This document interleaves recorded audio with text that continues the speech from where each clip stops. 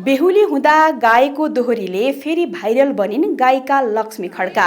आज हाम्रो प्यारा बिहेको दिन हो, घरमा छिर्नै दिँदैन कि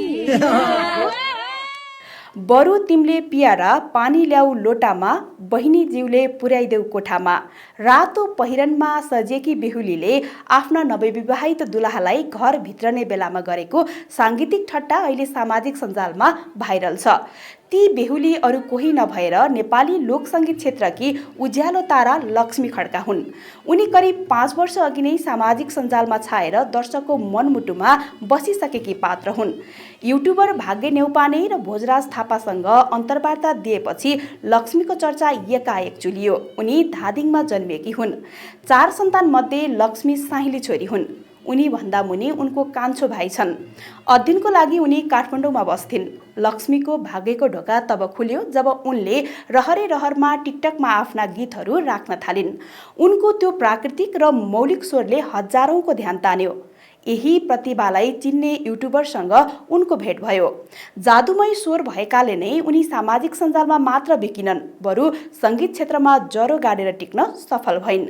त्यतिबेला उनी बीबीएस तेस्रो वर्षमा अध्ययनरत थिइन्। एकतिर पढाइको चाप र अर्कोतिर अचानक आएको लोकप्रियता, यी दुवैलाई व्यवस्थापन गर्न उनका लागि ठूलो चुनौती र सफलता दुवै थियो। लक्ष्मीको स्वरमा एउटा यस्तो आकर्षण छ जसले सुन्ने जो कोहीलाई पनि मन्त्रमुग्ध बनाउँछ। उनले गाएका गीतहरू झ्यालैमा ऐना, फुल्यो गुराँस, 2 दुना 4, जाले रुमाल बैना जस्ता दर्जनौं सिर्जनाहरूले युट्युबमा करोडौं भ्युज पाएका छन्। अर्कोतर्फ लाइभ दोहोरीमा पनि उनको विशेष खालको दखल छ। त्यसैले उनको यात्रा युट्युबरको बुम र क्यामेरा हुँदै रेकर्डिङ स्टुडियोसम्म मात्र सीमित नरही देश विदेशका कार्यक्रमसम्म तय भइरहेको छ। उनी आफ्नो कला प्रस्तुत गर्न केही समय अघि बेलायत गएकी थिइन्।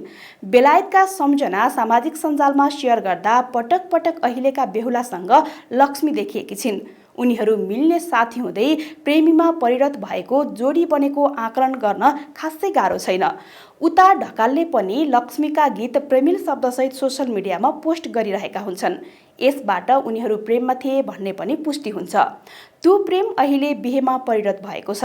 बिहेलाई पनि यो जोडीले दोहोरीको लेपन लगाएर दर्शकलाई मनोरञ्जन दिइरहेका छन्।